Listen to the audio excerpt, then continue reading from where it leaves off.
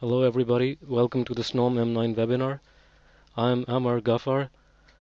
I'm the product manager for snom M9 and I have been in the voice over IP industry for over 10 years now. Some of the things that we will discuss in this webinar are namely DECT or DECT 6.0, the standard behind this device. Then we will have some overview about the product snom M9.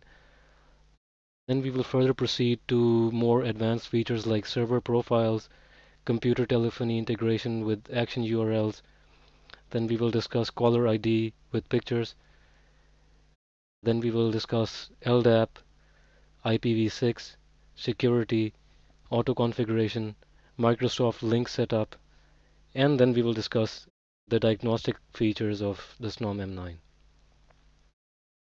So first of all, what is DECT or DECT 6.0? DECT is a standard from ETSI, which was mainly developed with the purpose of providing short-range radio communication. It has been the dominant standard in the industry for over 2 decades now and continues to be the dominant standard.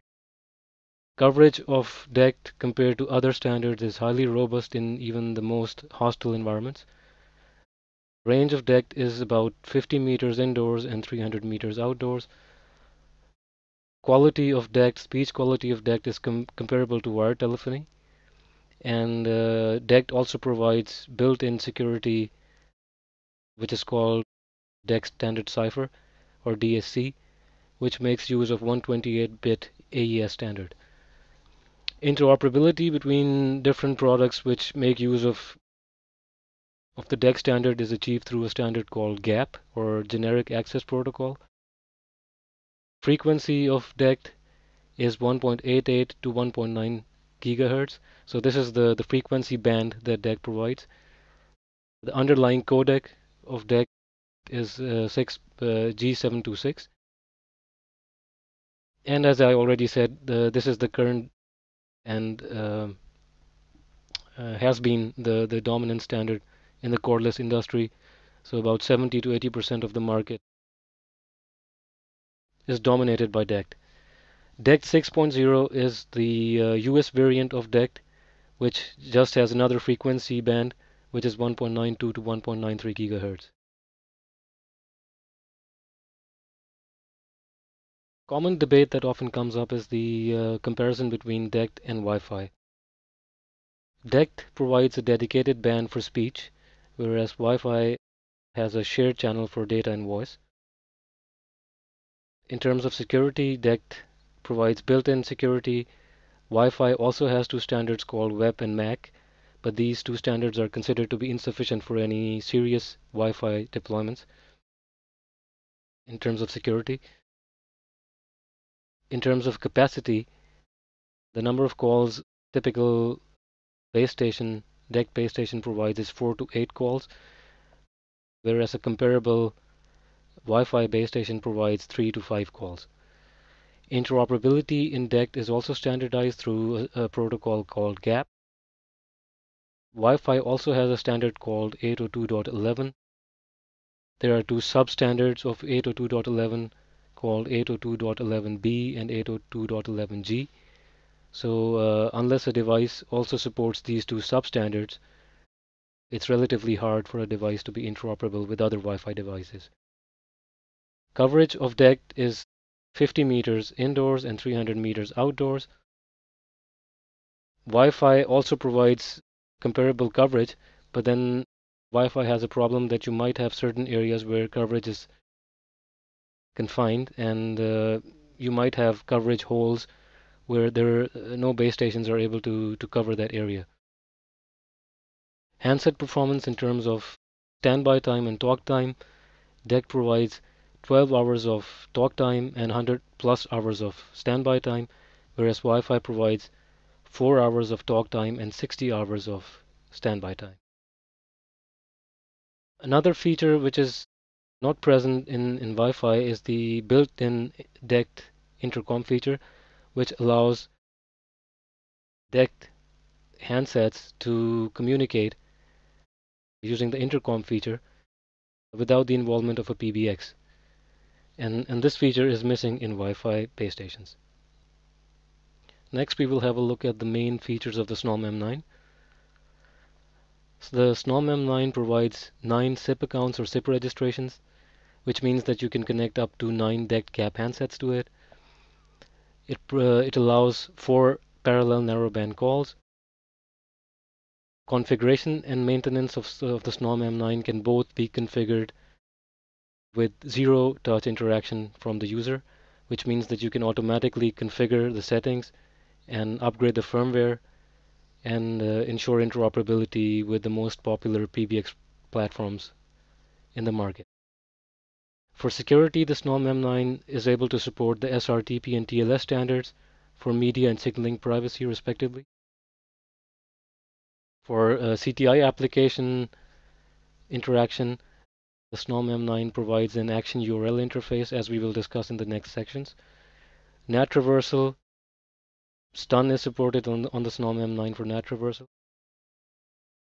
For network configuration, the snom M9 provides a dual stack IPv4 and IPv6 in parallel, which means that you can have an IPv4 as well as an IPv6 interface at the same time.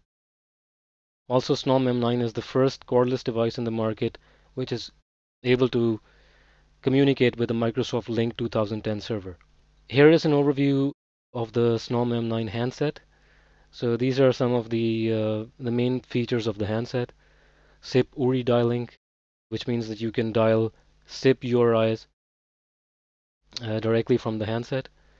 Then the typical features like call forwarding, call transfer, call hold, call waiting indication, three-party conferencing, message waiting indication, do not disturb, voicemail, address book, auto connect mode, intercom, RSS feed reader, backlit keypad, call lists, speed dialing, picture caller ID, and alarm clock. In this section, we will discuss the server profiles feature of the snom M9. This feature allows the snom M9 to be deployed with a number of PBXs in the market, and it also allows the snom M9 to support the non-standard features of these PBXs.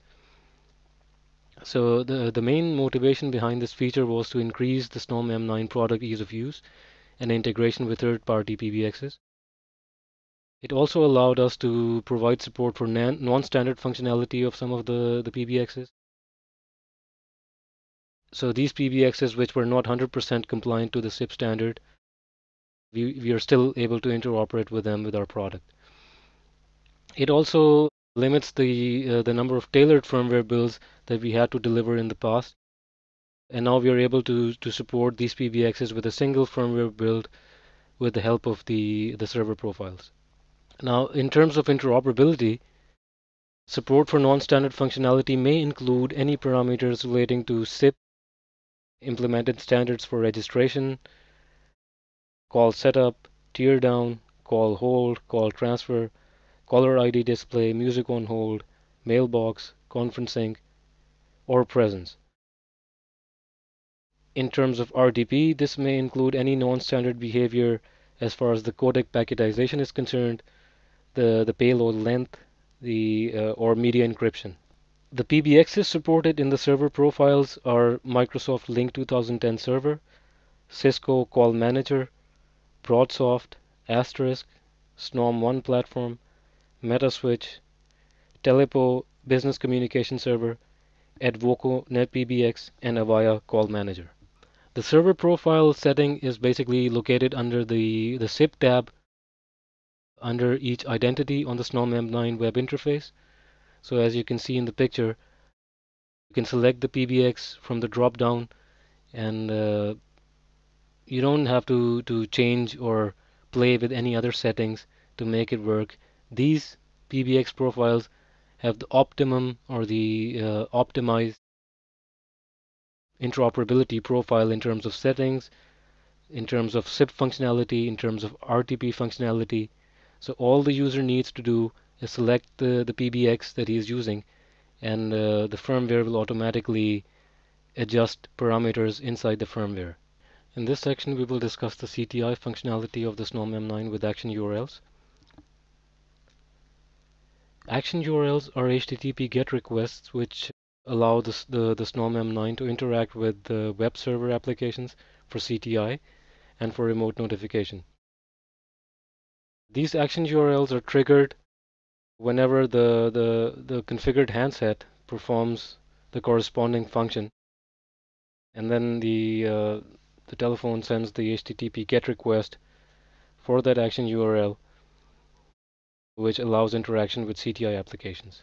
The supported actions for action URLs are DND, call forwarding, call notifications, on hook or off hook status, missed call notification, connected, disconnected notification, handset logging in or logging out, hold, resume, and transfer functionality. So basically, if you configure any of these events with an action URL, then when the handset performs the corresponding function, let's say when the handset activates DND, then the base station will trigger that action URL and contact the configured web server.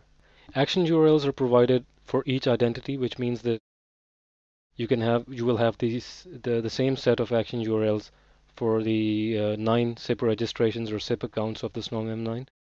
These are located on the web interface under the action URL tab. And as I've already discussed, these action URLs are triggered whenever the handset performs the corresponding function. Needless to say that the action URLs can be configured manually or can be configured with the help of a configuration server. As you can see in the picture, on the web interface, the action URLs are located under the identity link under the action URLs tab. And all these events can be configured by giving a link to a web server.